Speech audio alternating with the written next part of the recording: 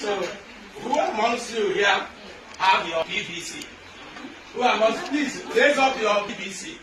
Raise up your PVC, come and get it. I want to be sure the PVC is not ATM card, and I want to be sure it's not expired. It's current.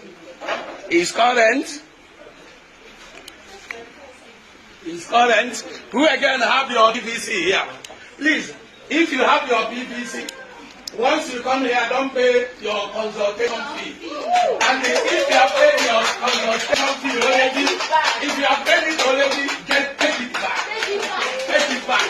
We must have our PVC. We must have our PVC. So your PVC henceforth will serve as your consultation fee.